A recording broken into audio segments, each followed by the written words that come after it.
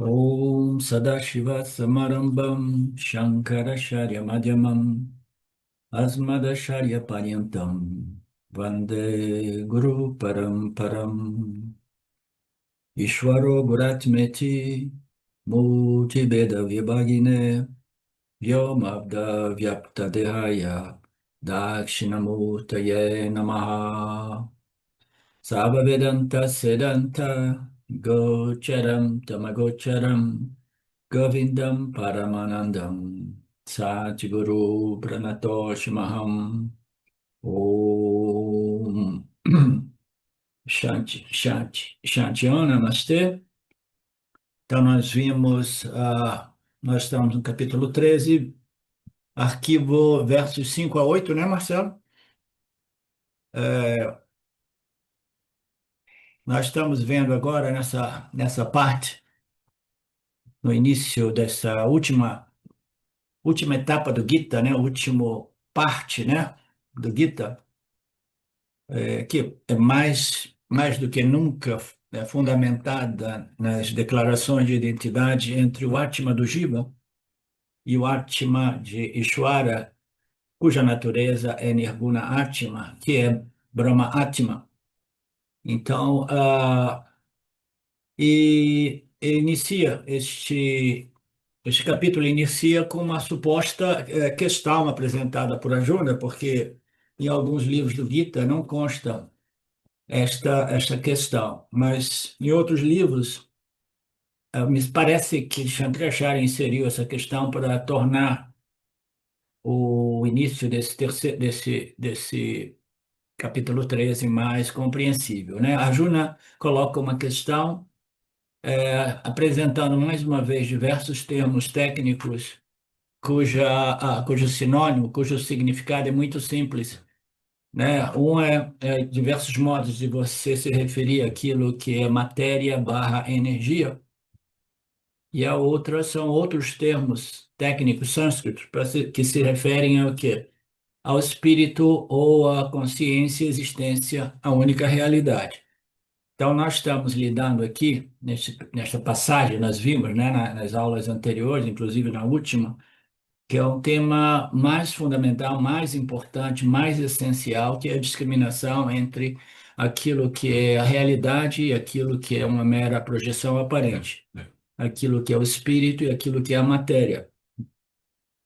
Então, aquilo que é a consciência e aquilo que é a inconsciência humana, ou a mente, o intelecto humano, né?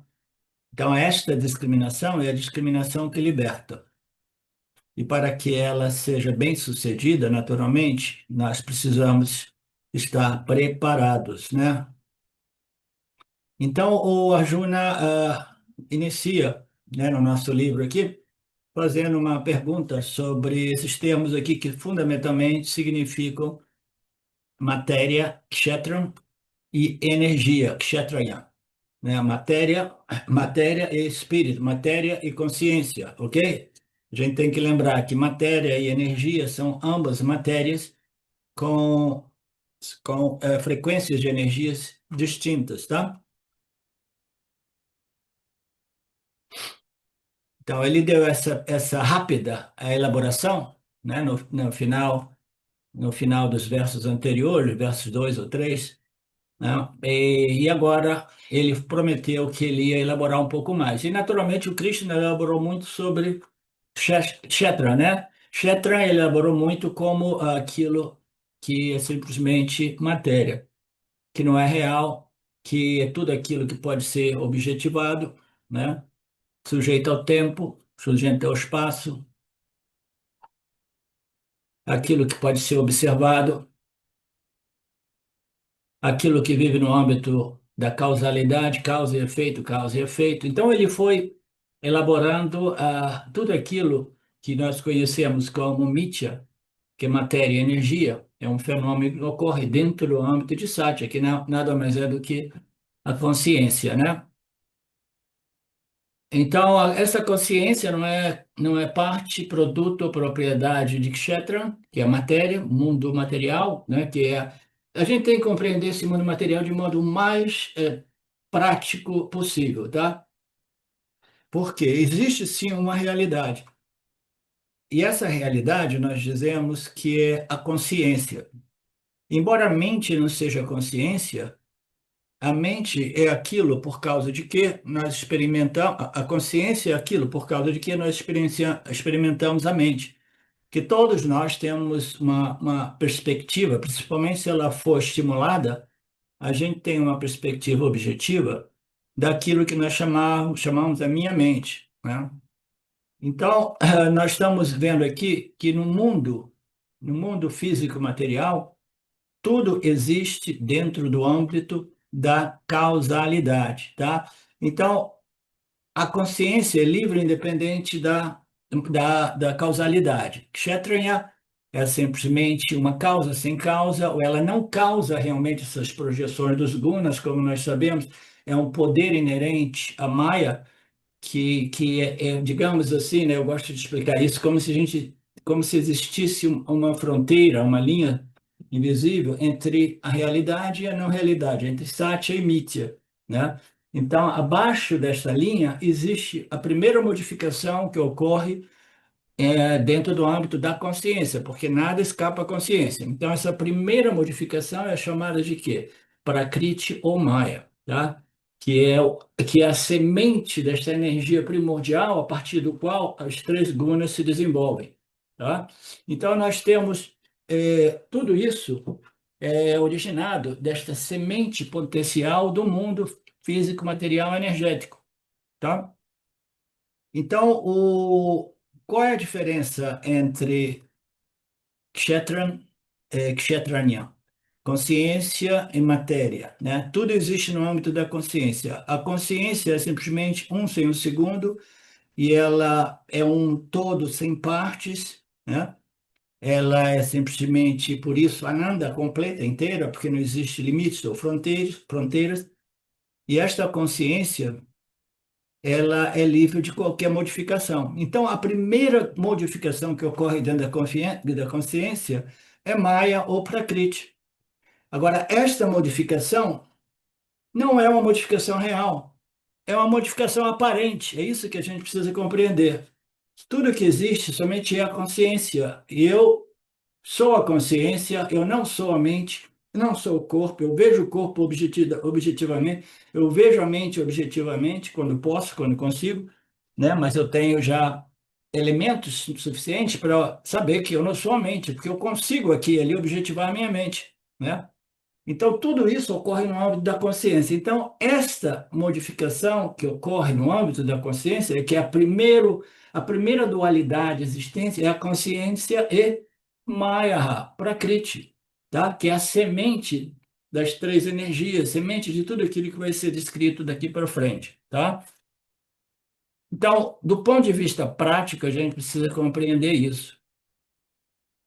Que tudo isso, né, o Prakriti, Maya e depois as energias, tudo que se desenvolve dentro do âmbito da consciência, mas exatamente como os ornamentos de ouro se desenvolvem dentro daquilo que é o ouro, né? Então não existe nenhuma realidade, não existe uma realidade absoluta em nenhum desses ornamentos de ouro, porque a realidade absoluta de todos os ornamentos de ouro é o que? O ouro, né? Então, a consciência não é a mente, não é o corpo. Eu preciso compreender que tudo isso ocorre dentro de mim, porque a minha real natureza é a consciência. Somente os vivos humanos podem compreender isso diretamente, claramente e livre de qualquer dúvida, tá? Então, quando a gente diz que a consciência é livre de kshetra, né? Significa que ela é livre e independente e que esta primeira modificação que existe, que é o aparecimento de Maya ou do Prakriti, né? Ela ocorre numa ordem que não é nem real, nem absolutamente real, mas é aparentemente real. É aquilo que existe e é disponível para a experiência e o conhecimento. Mas é um conhecimento mítia, é uma experiência mítia, é tudo dentro do âmbito da aparência. O céu é azul, O azul do céu existe, é disponível para nossa experiência, mas ainda assim a gente sabe que, em realidade, o céu não é azul. É parte de um fenômeno, atributos, qualidades, características, né, do espaço, né, dentro da nossa, como é que se diz? A nossa atmosfera do planeta, né, que faz de modo que o céu fique azul de vez em quando, né? Então, esse espírito é a única realidade. Os efeitos são causados por um princípio chamado Prakriti ou Maya. O Maya, como eu estava dizendo, se nós, para efeitos didáticos, se a gente imaginar uma linha invisível entre a consciência e aquilo que ocorre no âmbito da consciência, essa linha aqui é o Prakriti, que é a semente da matéria barra energia, tá? Que é uma projeção, porque para que a gente possa ter tudo isso que existe aqui, quando a gente vê esse mundo completamente desenvolvido assim, com uma infinidade, né? Infinidade é a palavra certa, uma infinidade de configurações de namarupas, né? A partir de quê? A partir dos elementos químicos, físicos, etc., os elementos primários, e a partir fundamentalmente das três energias que são subprodutos de Maya, do Prakriti de Maya, tá? Que é a modificação original. Então, a primeira modificação aparente que ocorre dentro do âmbito de Maya, dentro da consciência, né? A primeira modificação aparente que ocorre dentro do âmbito da consciência é Maya ou Prakriti, tá? Então, do ponto de vista prático, nós precisamos compreender isso, compreender que tudo ocorre dentro do âmbito da consciência. E tudo ocorre como uma ordem aparente, uma projeção, uma sobreposição aparente que ocorre a partir dos gunas de Maya, né? Então, Maya deve existir de modo que este poder que existe já dentro do âmbito de Mitya, entendeu?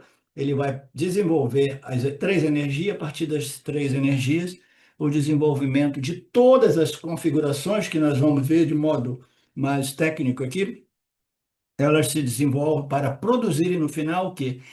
Infinitas propriedades das configurações. Cada configuração tem propriedades, características e atributos diferentes, né? Então, tudo isso é a partir de quê? Do Prakriti de Maya. Então, essa consciência, ela não existe no âmbito de causa e efeito, ela é livre e independente, tudo ocorre somente dentro dela. A melhor analogia, as melhores analogias para compreender essa consciência é a luz que ilumina e revela, mas permanece livre e independente daquilo que ela ilumina e revela. Ela pode iluminar uma coisa linda, maravilhosa, e pode iluminar uma coisa horrível. Mas a luz é simplesmente equânime, ela é livre e independente daquilo que ela ilumina e revela. A outra analogia, como nós sabemos, é do espaço, que simplesmente acomoda qualquer que sejam as outras configurações de Maia, dos gunas de Maia, mais densas, que ocorrem dentro do âmbito do espaço, que é o primeiro elemento, o mais sutil, né? E de modo totalmente indiscriminado. Ele não importa. Se alguém estiver, né, torturando alguém ou simplesmente assassinando alguém, né, fazendo coisas horríveis por aí, o espaço está ali simplesmente como esse princípio existente, né, que permanece ali acomodando tudo, dando liberdade de expressão àquilo que é o livre-arbítrio humano, né? O livre-arbítrio humano vai criando essas configurações. Maheshwara produz tudo isso a partir dos gunas, aí a gente vai atribuindo valor, eu gosto disso, eu não gosto disso, eu não gosto disso. Aí a gente começa a interagir, fazer um monte de coisas, muitas dessas coisas são horríveis, são cruéis, e ainda assim a luz permanece iluminando, porque ela não pode intervir. Não pode intervir porque nós temos o livre-arbítrio e nós temos uma responsabilidade a respeito de nossas ações e nós temos que, no final das contas, pagar as contas, né? E tentar compreender e crescer neste processo. Do mesmo modo, o espaço também, que é a representação do aspecto Sat de Brahman, ele existe. A luz é aquilo que ilumina e revela, que é uma analogia mais referente ao aspecto consciência. Sem essa consciência, que é o Pramana dos Brahmanas, a gente não consegue iluminar e experimentar, conhecer o que? Os nossos meio ambiente, essa sala aqui, a sua sala ali.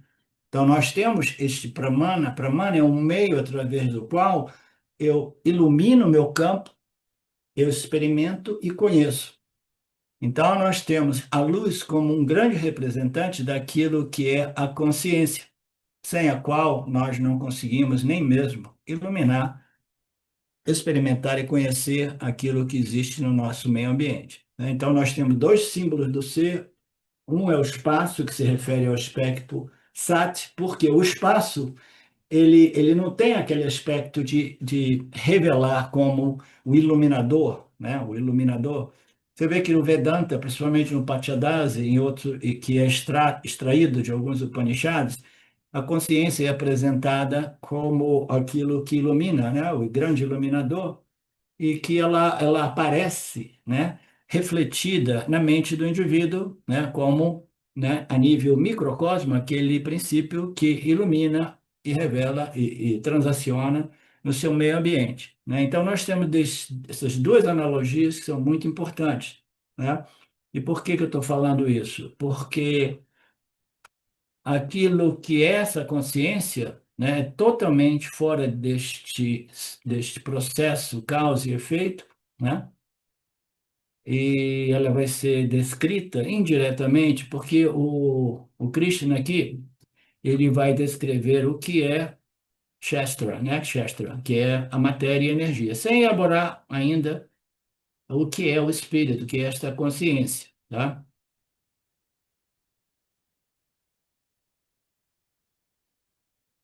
Então ele disse, antes eu dei uma definição rápida, agora eu vou explicar mais em detalhes, etc, etc. E aí ele começa a dizer o conhecimento entre matéria e espírito, né? Kshetra e Kshetranya, é considerado o verdadeiro conhecimento, né?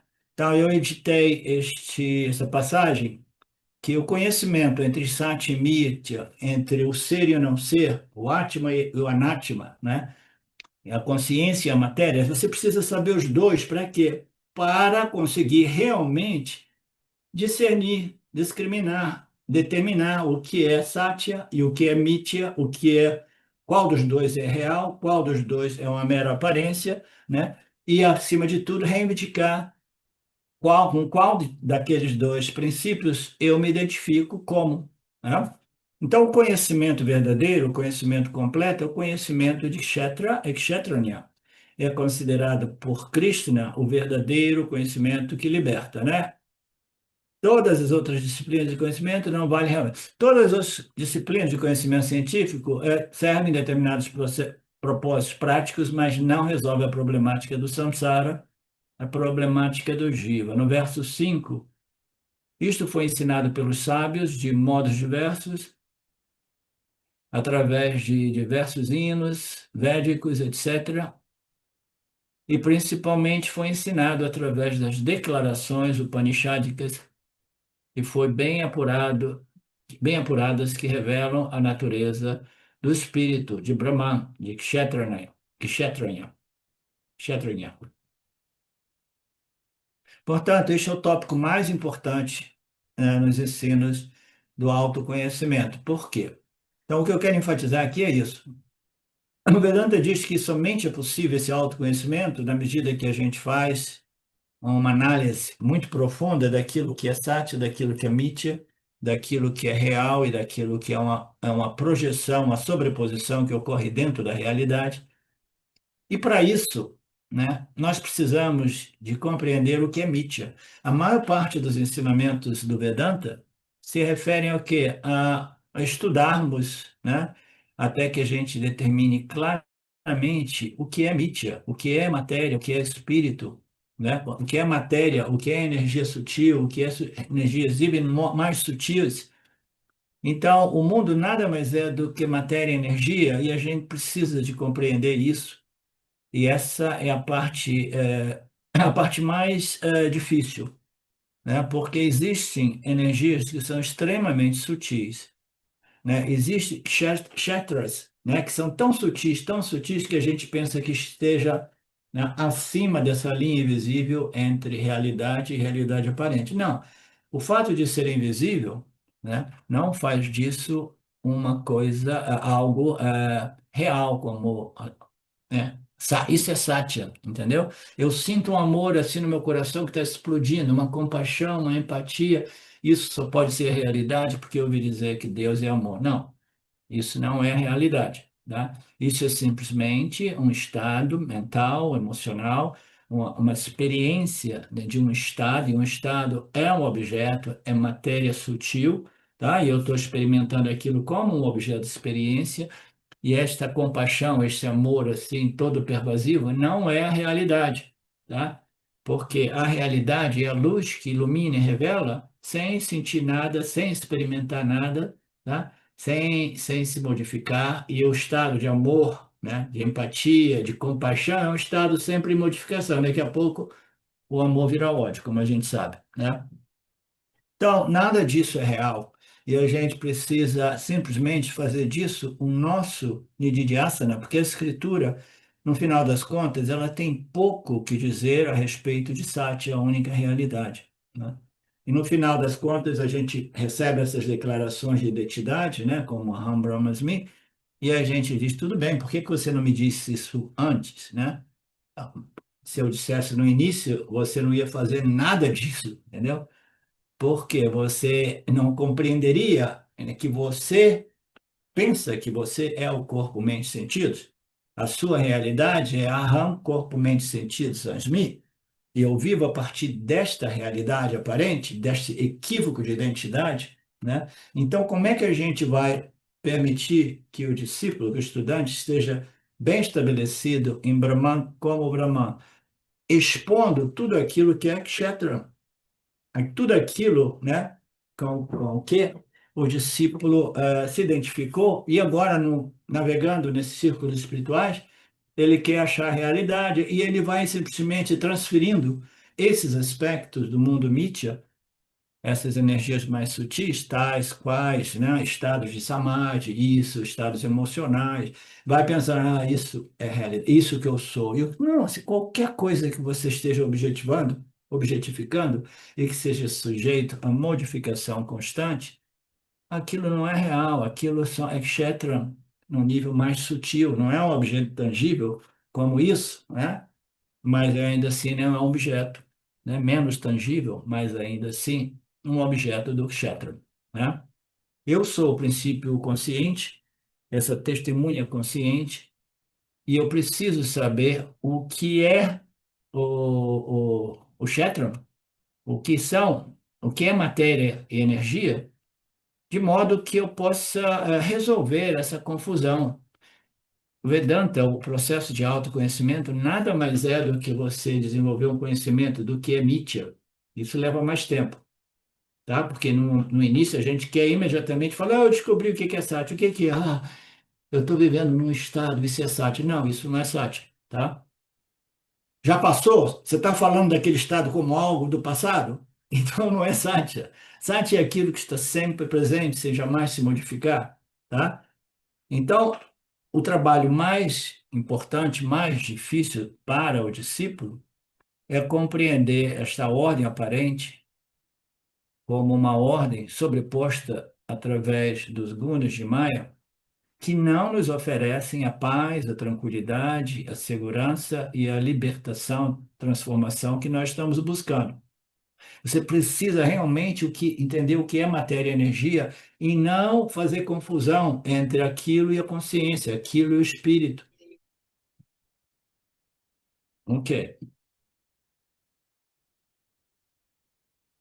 Então, como eu costumo dizer, esse conhecimento ele requer uma profunda compreensão do que é Mithya e depois do que é Satya, e depois permanecer com aquela capacidade de discernimento, de discriminação, de clareza, de modo tal a não transferir coisas de Mithya para Satya e coisas de Satya para Mithya, entendeu? Essa transferência, né, recíproca é confusão, tá? É confusão total. Então, é saber o que é Satya, saber o que é Mithya e jamais fazer confusão entre os dois. Se você chegar nesse ponto, você vai ser uma pessoa autorrealizada, capaz de colher os frutos do autoconhecimento. Tudo que existe aqui é inerte, como nós sabemos.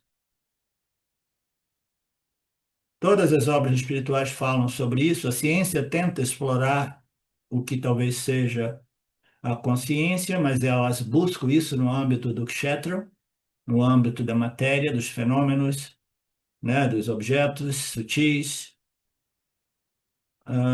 E o Vedanta fala disso, os Upanishads falam disso, a literatura védica fala disso o tempo todo. E se a ciência está querendo desenvolver uma teoria de tudo, né? Teoria of everything, e ela precisa simplesmente entrar em contato com o Vedanta, estudar os Upanishads, e ela vai compreender que nós temos já uma teoria de tudo, tudo somente é o quê? Uma sobreposição aparente a partir do Prakriti de Maya, a partir dos gunas de Maya, configuração dos gunas, dos elementos que se grossificam. Tudo isso nada mais é do que uma ordem aparente, tudo que existe no âmbito de Nitya, né? Que é a matéria e energia, e todos esses fenômenos dinâmicos, desenhados inteligentemente, sempre, tudo aquilo que exerce um fascínio na mente dos cientistas, né? O cientista precisa compreender que tudo aquilo é uma projeção aparente a partir, né, a partir dos gunas, esta matéria mais sutil que existe, né, que existe a nível potencial, latente, né, como a semente de uma árvore gigante, tudo isso existe, né, mas tudo isso é simplesmente os três elementos, ou os três gunas, ou os três elementos sutis. Então, se você quiser definir, descobrir uma equação, né? Uma equação simples que defina tudo que existe no mundo, é simplesmente eu sou Satya, a consciência do observador, fazendo essa investigação. Tudo que existe no mundo, né, nada mais é do que uma projeção aparente a partir dos gunas do Maya, né? Do Prakriti de Maya, né? Qualquer coisa que eles encontram dentro do âmbito de Mitya, e eles vão tentar. Agora nós descobrimos a partícula Deus, agora nós encontramos a realidade, agora nós encontramos o início da criação. Tudo aquilo vai ser simplesmente conhecimento equivocado, porque eles não têm nenhuma ideia do que seja Satya. Se você disser para eles que é a consciência do observador, eles vão pensar que é a mente deles. E eles jamais vão aceitar que a mente deles seja a realidade, porque a mente se sente sempre incompleta e insegura, né? E modificando os seus estados, cheio de desejos por mais conhecimentos. Portanto, a compreensão do que é Satya, o que é Mithya, o que é o espírito, o que é a matéria, é indispensável para que a gente possa realmente individualizar o espírito, né? E começar a fazer um nididhyasana muito profundo, de modo a não perder aquele ângulo, aquela perspectiva de visão a partir de Miti, a partir da consciência, a única realidade. E a gente vai fazendo isso até que a gente esteja totalmente estabelecido, né, nesta visão vedântica, né? Darshan, a palavra darshan significa visão, a visão do Vedanta. Visão vedântica é simplesmente visão a partir do eu sou Satya, a consciência do observador, tudo que se modifica dentro do âmbito da minha percepção sensorial, mental, intelectual, é mithya. Eu sou livre e independente daquilo que é sempre em modificação. Eu sou o único princípio estável, não vulnerável, absolutamente seguro. Eu sou um sem nada além de mim. Então, existem somente esses dois princípios, e é tudo muito simples, mas extremamente sutil. Por isso, as pessoas não conseguem realmente compreender o Vedanta. Portanto, os Vedas e o Vedanta falam sobre isso, essa discriminação entre esses dois princípios, até que a gente faça uma distinção clara entre os dois. A ciência jamais será capaz de entender a relação entre matéria e consciência. Naturalmente que não. Existe uma relação entre a mente e a matéria física, né? Mas a consciência, ela é o quê? a carta é a sanga. Ela não faz nada e ela não se relaciona com nada, ela não se associa com nada. Então, a consciência é o princípio que ilumina e revela sem se associar a nada, né? Então, não existe relação entre a consciência e o mundo kshetra.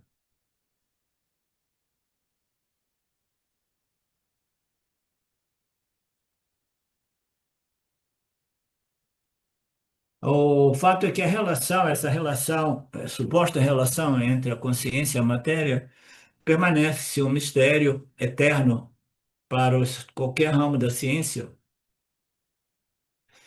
Eles acham um mistério. O mistério, então, seria supostamente tão profundo que eles não saberiam, né? Porque eles gostam de catalogar as pesquisas deles e colocar esses campos de conhecimento, de pesquisa, dentro de um âmbito de algumas ciências já existentes, né? Então, aqui o Swami diz, eles não sabem nem esse estudo novo, o estudo da consciência, né?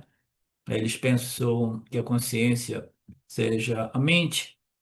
Eles querem compreender a mente. A mente existe no âmbito da psicologia, não tem nenhum problema, né? Da neurologia também, do aspecto físico do cérebro, etc.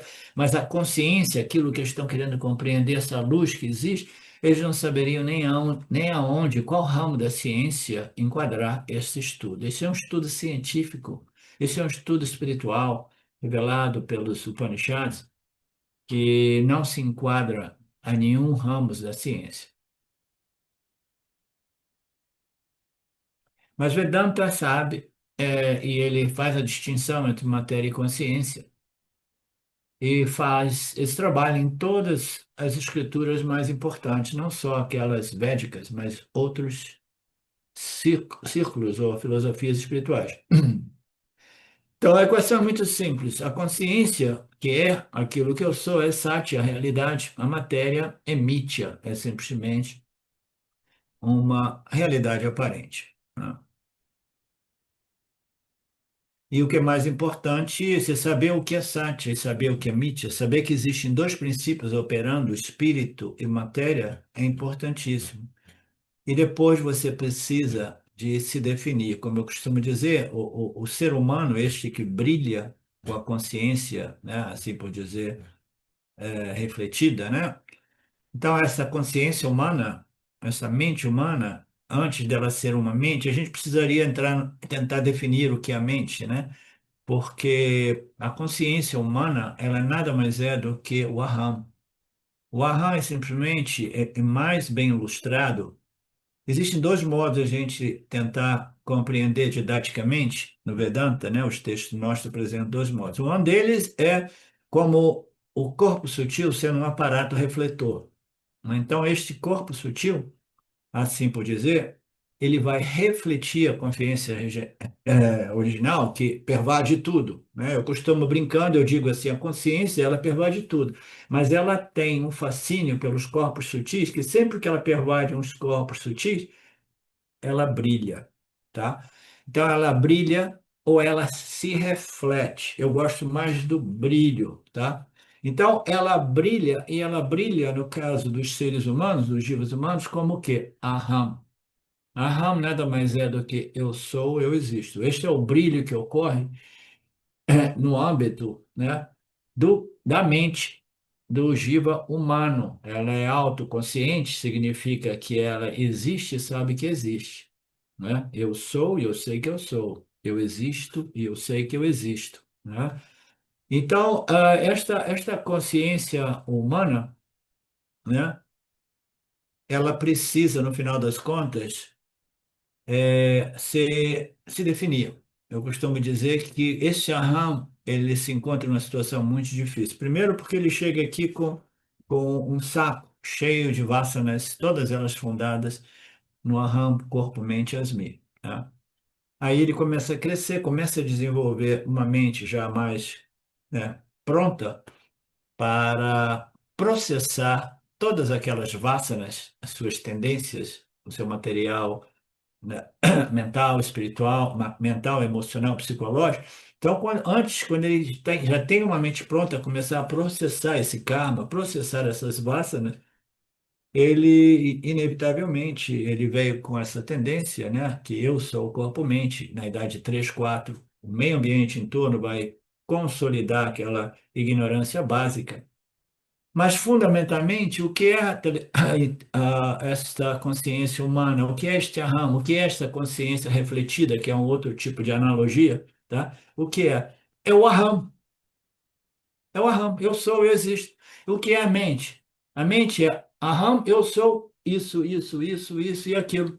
Eu sou alto, sou baixo, eu sou bonito, eu sou feio, eu sou inteligente, eu sou burrinho, né? Então, tudo aquilo que nós imaginamos ser como atributos da nossa configuração pessoal, né? Que é muito condicionada pela nossa autoimagem, autoestima, depende dos feedbacks que a gente receba no meio ambiente. A gente pode receber feedbacks, né? Por exemplo, eu gosto de compartilhar às vezes a minha história, não porque eu queira falar de mim, não, é para ilustrar para vocês. Eu tive uma infância devastadora e minha autoestima estava lá no chão, lá no chão, lá no chão.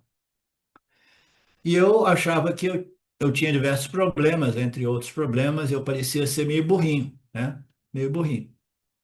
Então eu consegui passar na faculdade de engenharia, apesar da minha condição mental fosse extremamente perturbada, emocionalmente, psicologicamente, sem foco, etc.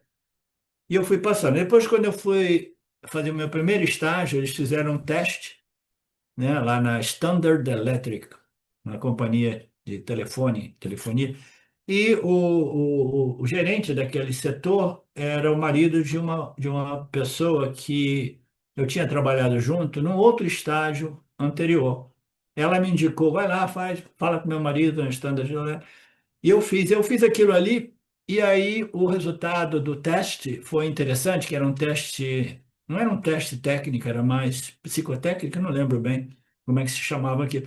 E eles me disseram que não, ele te assumiu porque você é uma pessoa inteligente. Então, o que eu estou querendo dizer? Que nós chegamos aqui, nós somos a RAM. A gente tem todas essas tendências, nessas ideias e noções que nós trazemos com a nossa carga de vasta, nosso material subconsciente ou inconsciente, está tudo lá contido na alma individual, né? Então, quando você já chega com determinadas tendências, você encontra o meio ambiente, entendeu? Que te dá um feedback ainda mais negativo de ti, né? O que que ocorre? De repente você desenvolve uma autoestima tão baixa que não tem nada a ver com as características reais, potenciais do seu corpo, mente e sentidos, entendeu? Porque o Aham, ele quer se definir.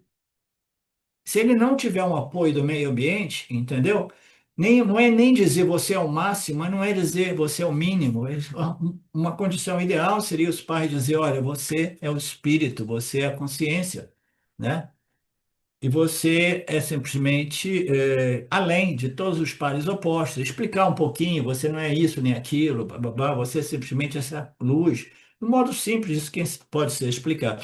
Mas este Aham, ele chega com uma tendência enorme de se definir. Mas antes que ele queira se definir, naquela idade de 2, 3 anos, as nossas sociedades já começam a espelhar de volta para a gente uma autoimagem que vai depender dos nossos pais. E nós obtemos pais através de um sistema de mérito e de mérito também, né?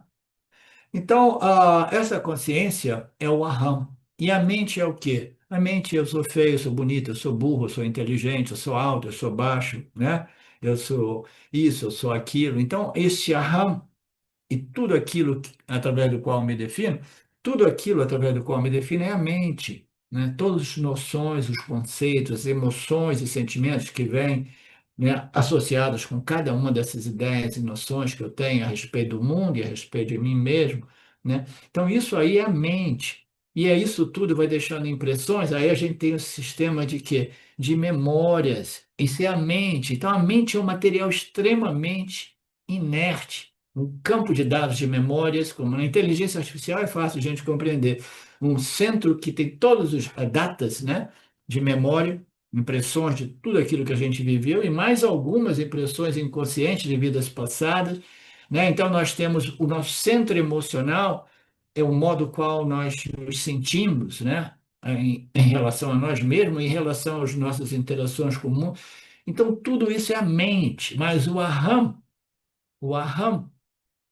é um aspecto que é aquele princípio que pode realmente testemunhar todo o material da mente, material cognitivo, psicológico, emocional, memória, o ego, né? Eu estou vendo aqui, a minha autoestima caiu um pouco, a minha autoestima subiu de novo, né? Então, tudo isso é mente. Eu estou fazendo uma distinção entre mente e consciência, porque é muito importante isso, tá? Esta mente ela é matéria inerte. Ah, porque eu vi aqui que é matéria inerte. A mente é matéria inerte, mas o aham não é matéria inerte. Aham é de natureza consciência, que uma vez refletida, uma vez brilhando num complexo corpo, mente, sentidos, a partir de uma certa idade, inevitavelmente ele é chamado a se definir, tá? E ele vai se definir a partir do feedback que ele recebe do seu meio ambiente e das suas vássanas e do papai, mamãe, tio, vovó em casa. Ele vai se definindo, vai se definindo. Então, tudo aquilo que nos define é a mente, mas o aham é ali. Por que que existem todos esses círculos espirituais que falam para você meditar como o testemunha, como aquele que fica observando tudo? Você fica no eu sou, eu sou, eu sou, eu sou. Jamais entre em nenhuma dessas definições, eu sou isso, eu sou aquilo. A gente vê isso em algumas passagens dos nossos textos também, porque este ramo aqui é a chave para você se livrar de todos os aspectos da mente que não estão jogando no seu time, que não estão te favorecendo, tá? Então você segura o arram pelo pescoço e fica preso ali, Nisargadatta Maharaj costumava dizer, pega o arram pelo pescoço e jamais solta dele e permanece lá. Eu sou, eu sou, eu sou, né?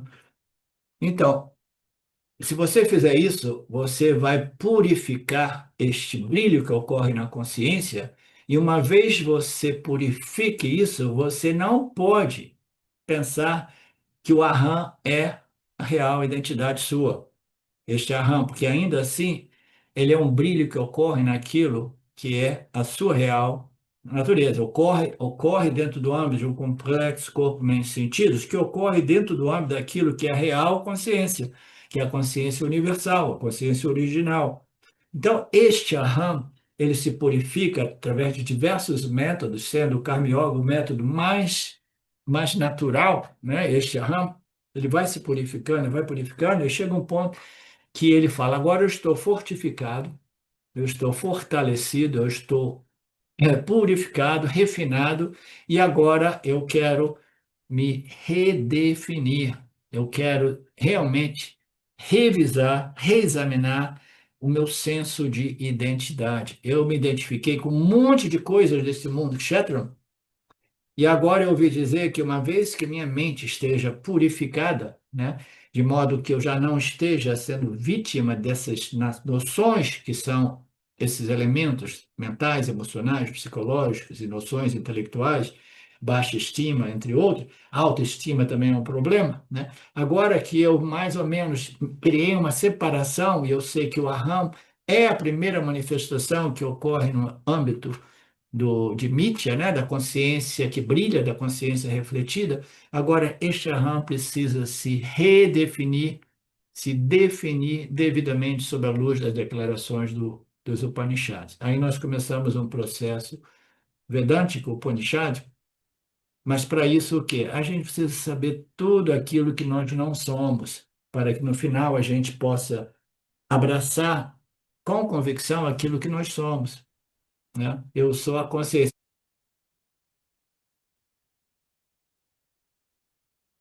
Então, este é o processo de reexaminar o nosso senso de identidade, não assim, eu tenho que fazer terapia porque eu me sinto realmente muito mal, né? Eu tenho que ter ideias boas a respeito de mim, psicologia, tá? Não, você não vai se definir como uma pessoa melhor ou pior, você vai se definir como espírito, mas para isso você tem que compreender aquilo que você é e aquilo que você não é. Aquilo que você é intelectualmente é a coisa mais fácil de ser compreendida. Aquilo que você não é mais difícil de ser compreendido porque você está identificado com aquilo que você não é através de uma infinidade de nascimentos, segundo nossas escrituras, tá? Então, compreender intelectualmente que você é simples.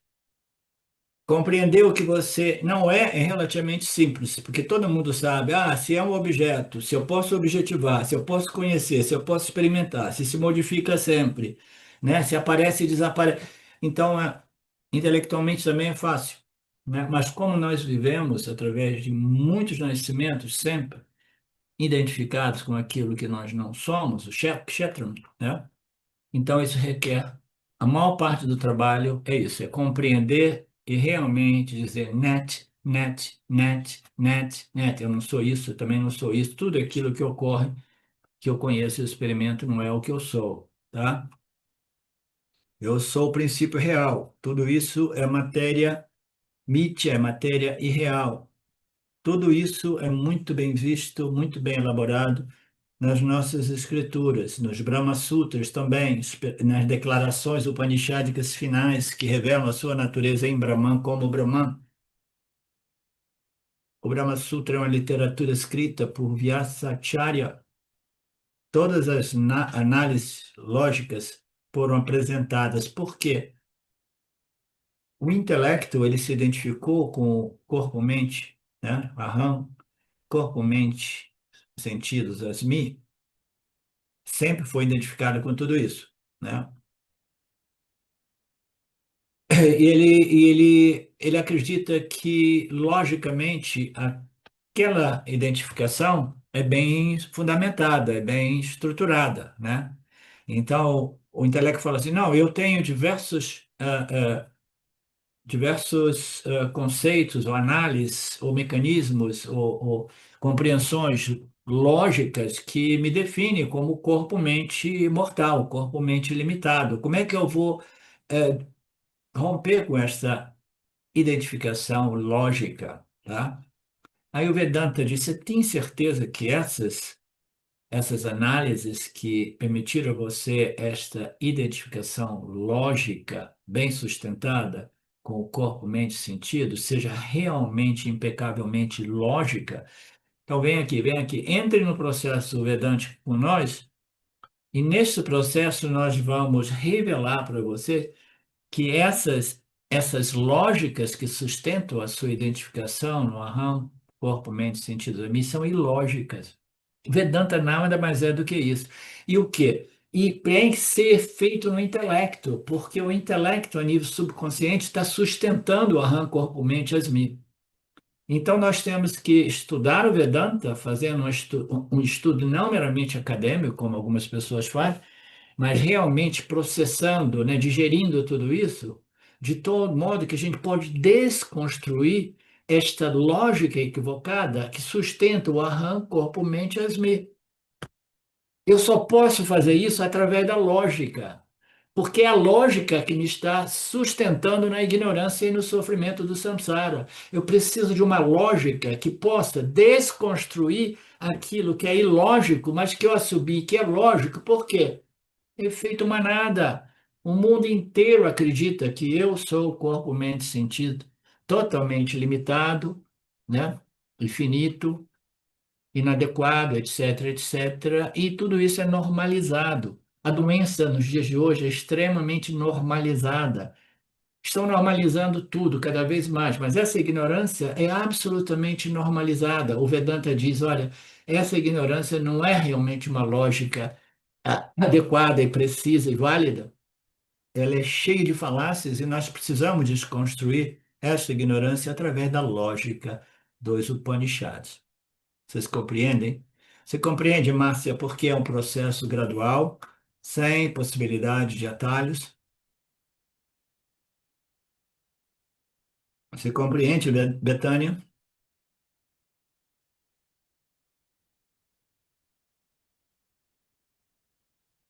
Então, os Brahma Sutra, então, Brahma Sutra é uma literatura escrita por Vyasacharya, na qual as declarações upanishádicas foram analisadas, né, logicamente. Então, eu nunca estudei realmente os sutras, né, os Brahma Sutras, que são comentários e análises dos Upanishads, né? Então, é importante nós estudarmos Brahma Sutras? Não. não é importante. Nós temos materiais suficientes através do Gita, através de todos os textos assim ditos modernos, escritos, né, por Vidyaranya, escritos por Shankaracharya nos últimos 1000 anos, 800 anos. Nós temos textos e mais textos, textos mais modernos, estruturados de modo mais modernos também. Então, nós temos tudo isso. Mas se alguém tem uma paixão por querer estudar as lógicas nas suas nuances, que desconstroem esta ignorância, aham, corpo, mente, sentido, asmi, nós temos também os Brahma Sutras, ok? Tudo isso é fundado na lógica impecável de pessoas, isso não é ensinamento revelado diretamente, são comentários de Mahatmas, comentários de Yanis, tá? Que vão desdobrando, desmembrando, né? Aquelas declarações e as ignorâncias que impedem a reivindicação do Aham Brahmasmi, né? Então, é uma análise lógica. Isso aí você encontra o que? Na porção mais filosófica que existe do Vedanta, tá? Então, quanto desta porção filosófica eu vou precisar? Uma vez eu já comentei isso com vocês no início da minha interação, ou do meu encontro com o Vedanta, eu fui no encontro com o meu primeiro Vedanta, guru do Vedanta, o James, e tinha um cara lá de Portland que no final falou assim, mas eu não entendo, né? Porque ele vinha do mundo da yoga, ele gostava muito da experiência, ele não entende porque tudo isso tem de ser tão complexo e difícil, blá, blá, blá, blá, blá. Eu, espontaneamente, ali, ele estava dirigindo o carro, nós íamos dormir lá na casa dele, eu falei assim, é porque a ignorância é muito complexa, né? E precisa de, para algumas pessoas, ensinamentos muito complexos. Então, dependendo de o quanto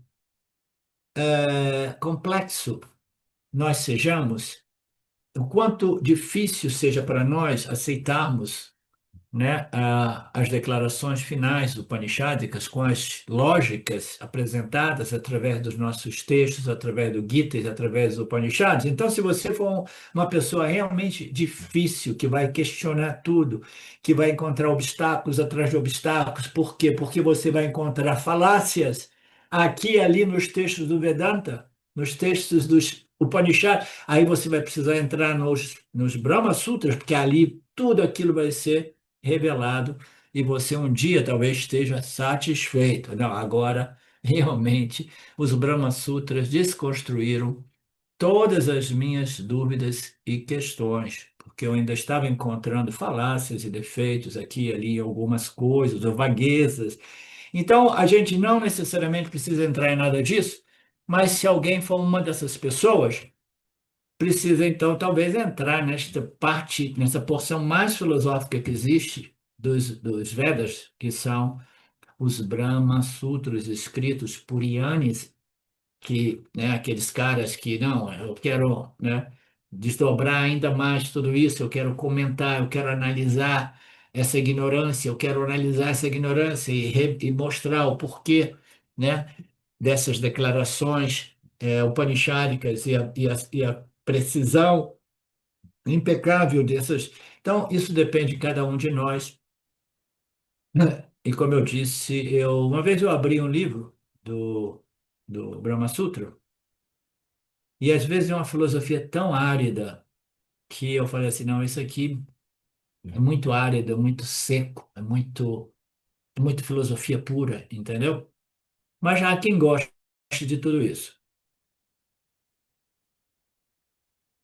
Brahma Sutra é a análise lógica das declarações upanishádicas que ocorrem nos Vedas. A porção Upanishad do Veda é chamada de Vedanta. Vedanta é igual a Upanishads. Upanishads nada mais é a parte final dos Vedas, que nós chamamos Vedanta, o final dos Vedas, né? E os Brahma Sutras são comentários a respeito dos Upanishads ou do Vedanta. Brahma Sutras também tem um outro nome, frequentemente referido como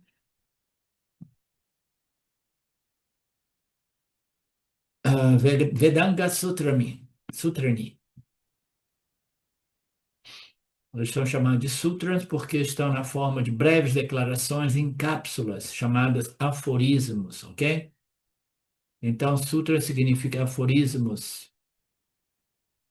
São mensagens telegráficas que precisam ser decodificadas. Os Upanishads, principalmente, não a lógica apresentada aqui e ali, mas as declarações finais, elas são sentenças com pouquíssimas palavras, quase que telegráficas, entendeu?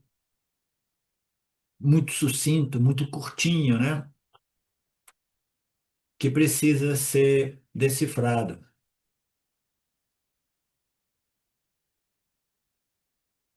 E não são, é diferente do Gita, são Ô, mais professor, fragmentados. só para esclarecer, é Vedanga, com G mesmo. E eu estava pesquisando, isso daí significa, são textos auxiliares, tá? Por isso que Sim, é sim. Vedanga, o Eu G. não tinha editado, não. Eu que falei errado agora. Vedanta Sutrani. Obrigado.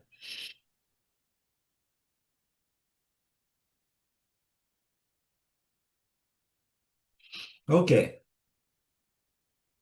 Então, o Swami aqui apresenta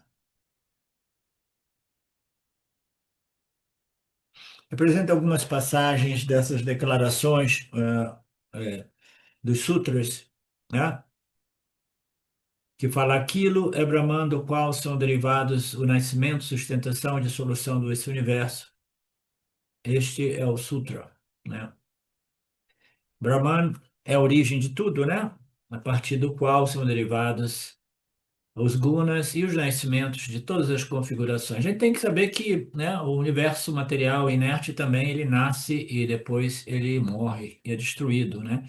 Em suas partes, como também, né, como um todo, né? Nós sabemos, por exemplo, o derivado do petróleo nos permite o conforto de tantos produtos de plástico, né? Aí depois a gente encontra uma situação, e agora nós produzimos tantos plásticos e esses plásticos, eles não se deterioram naturalmente, então a gente tem que fazer buracos aqui e ali, sabendo que vai levar uma infinidade não lembro bem, são séculos, para que ele seja decomposto, né? Não é decomposto, decompostível, não sei, alguma coisa assim. So, não, tudo, mais cedo ou mais tarde, eles simplesmente, esses namarupas, eles são destruídos, né? Então, Sastron, Sastrayonitva, Brahman é onisciente por ser a fonte das escrituras, esse é um outro ângulo que, muito provavelmente, um verso como esse de um sutra, do Brahma Sutra, né, dá margem de um capítulo inteiro, né? Ele é onisciente, é a fonte de inteligência, e por isso nós temos todas as escrituras derivadas de, de Saguna Brahman, de Saguna Ishwara, né? Cuja real natureza é o Brahman onisciente. Este Brahman é conhecido através dos Upanishads, sendo o objeto de sua mais completa importância. Então, os Upanishads, eles vão falar de Kshetra do mundo, né, material, fenomenal, mas no final das contas ele vai dizer tem um conhecimento completo de saber o que é Kshetranyam, o que é matéria, energia e o que é a consciência, existência, né? Esta é o objeto mais importante, esse conhecimento completo, quer dizer, mais completa importância é o conhecimento que resolve o Jiva, né? O Pradhana dos Sankhya's não é a causa do universo porque não é mencionado nos Upanishads. Fato que fica claro pelo fato de ver ou pensar. Vamos ver se o Swami vai elaborar um pouco esta passagem. Eu não conheço. Este conceito. O Pradhana dos Shankyas é uma filosofia muito semelhante à do Vedanta. Não é a causa do universo, porque não é mencionado nos Upanishads. Fato que fica claro pelo fato de ver ou pensar. Eu não sei como comentar este verso. Vamos ver se o Swami nos apresenta alguma elaboração através deste ponto aqui, mas a gente vê isso daqui a pouco, depois de 10 minutos, tá? Om Purnamada Purnamidam Purnamudachyate Purnasya Purnamadaya Purnamevavashishate Om Shanti Shanti Shanti Om Namaste.